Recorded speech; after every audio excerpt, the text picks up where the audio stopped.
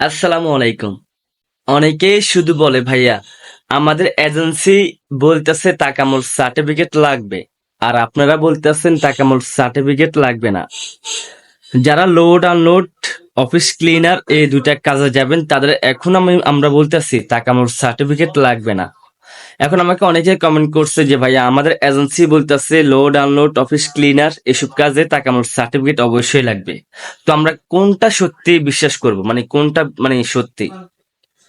দেখেন, আমি একটা কথা আজকে বলে দিই, যারা বলতেছেন যে এখনো তাকামুল সার্টিফিকেট লাগবে, আপনারাই শেষ পর্যন্ত যাইতে পারবেন না। একটা কথা মাথায় রাখেন, আপনাদের এজেন্সির ফাঁদে পড়ে আপনারা এখন আমাদেরকে বলতেছেন আমরা মিথ্যা কথা বলি, কিন্তু মূল মানে মিথ্যা কথা বলে আপনাদের এজেন্সি। এখন আপনারা আমাদেরকে বলতেছেন আমরা মিথ্যা কথা বলি, আমরা ভিউজ মানে ভিউ পাওয়ার জন্য এরকম বলি। তারপর আমরা মানে কি বলবো, মানে মানে বাসা পাইতেছি না। দেখেন, আমরা সত্যি কথা বলি, যে সময় যে আপডেট আসে অবশ্যই আমরা ওই সময় ওই আপডেটটা শেয়ার করি। অবশ্যই লোড আনলোড অফিস ক্লিনার এই দুই কাজে তাকামুল সার্টিফিকেট বর্তমানে লাগবে না 3 সপ্তাহের জন্য।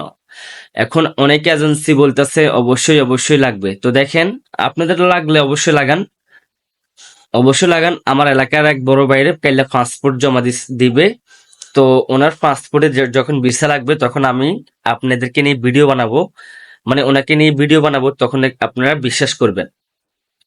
তো আশা করি বুঝতে পারছেন, যেসব আমার বন্ধুরা আপনাদের এজেন্সির ফাঁদে পড়ে আছেন, এজেন্সিকে কল করে দেন আপনাদের পাসপোর্টটা এম্বাসিতে জমা দেওয়ার জন্য কালকে থেকে, তাহলে কিন্তু আপনাদের ভিসা হয়ে যাবে। আর যারা এজেন্সির সাথে মানে ইয়ে করতেছেন, তাহলে কিন্তু আপনারা শেষ পর্যন্ত যাইতেই পারবেন না। তো অবশ্যই বুঝতে পারছেন, ভিডিওটা ভালো লাগলে শেয়ার করে দিবেন।